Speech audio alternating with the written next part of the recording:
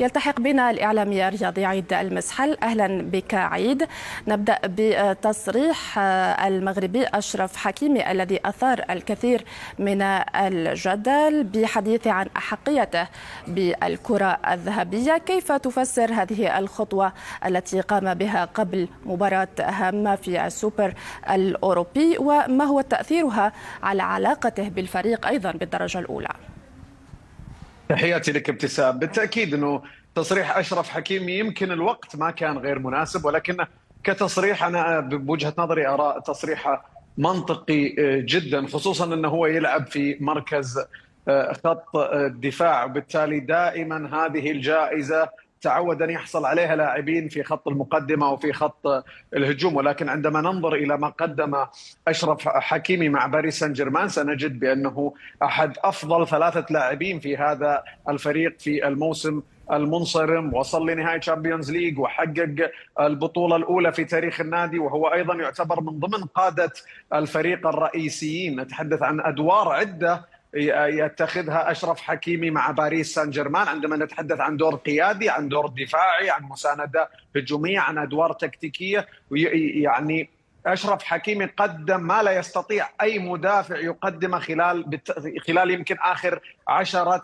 سنوات. عندما نتحدث عن أكثر من 25 مساهمة تهديفية، هذا لا نجد أي مدافع في موسم واحد يحقق أكثر من 25 مساهمة تهديفية، بل هناك أيضا مهاجمين ومن طراز رفيع جدا لا يحققون هذه المساهمات. بالتالي أنا من وجهة نظري أرى بأن أشرف حكيمي يستحق هذه الجائزة كدور قيادي، كلعب جماعي، كأداء فردي، كمساهمة تهديفية، وأيضا كروح رياضية على أرض الملعب. أشرف حكيمي قدم كل ما في وسعه طوال هذا الموسم. وفي جزئية أخيرة وبسيطة وملخص سريع، عندما نشاهد موسم أشرف حكيمي منذ بدايته، نتحدث من الموسم الماضي من أوغست أو تقريبا سبتمبر 2024 لحد تقريبا ماي أو جون 2025، هو يقدم استمرارية بالعطاء، بينما ديمبلي بدأ تألقه منذ بعد ديسمبر 2024. عندما ناخذ كإجمالي نرى أن أشرف حكيمي يستحق هذه الجائزة. طيب، نتحدث عن المباراة التي ستجمع سان جيرمان وتوتنهام في السوبر الأوروبي. كيف تبدو فرص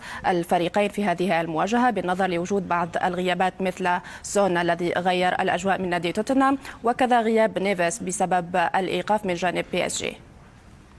بالتأكيد أنه باريس سان جيرمان أكثر استقرارا، وهذا يعطي باريس سان جيرمان أريحية أكثر وأيضا مرونة أكثر داخل أرضية الملعب. لكن عندما نتحدث عن الخصم فهو توتنهام وتوماس فرانك تحديدا، الذي تعود دائما في مسيرته في البريمير ليج منذ 2016، نتحدث تقريبا بأنه هو من ضمن المدربين الذين يعرفون التعامل مع كل المعطيات. نتحدث حتى عن بيب جوارديولا وصف توماس فرانك بأنه أحد أصعب المدربين الذي واجههم طوال مسيرته. فبالتالي هي مهمة ليست سهلة كما يدعي بعض الصحف أو بعض الإعلام بأنه لباريس سان جيرمان، بل أعتقد بأنه توماس فرانك يستطيع أيضا إيجاد حلول رغم الإصابات ورغم الأشياء اللي موجودة في توتنهام، من ضمن تغيير هيكلة كاملة بالفريق. نتحدث عن رحيل مدرب ومن ثم جلب مدرب جديد وهو توماس فرانك. لكن عندما نتحدث عن معطيات توماس فرانك هي تشبه معطيات بوستيكوغلو في الموسم الماضي، عندما بدأ بوستيكوغلو الموسم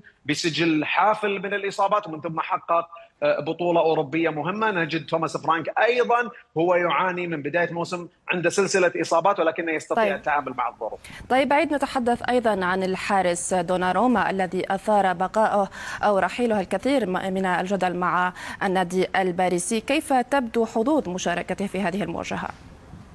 أعتقد أن الحظوظ ممكن يكون في دكة البدلاء. يمكن الحارس الجديد شوفاليه هو المرشح الأكثر، نظرا لأنه دوناروما دائما ما تعود على طلب المزيد من الأموال من إدارة الأندية. حصل هذا مع ميلان سابقا والآن يحصل مع باريس، وأنا أعتقد بأن دوناروما لن يجد عرض أقوى مما يقدم له باريس سان جيرمان. ولكن أحيانا هناك رأي شخصي يمكن لدوناروما لا يستطيع أنه مثلا يتخلى عنه. طيب باختصار عيد، إقامة المباراة في إيطاليا هل يمكن أن تمنح التفوق النفسي لأحد الفريقين على الآخر؟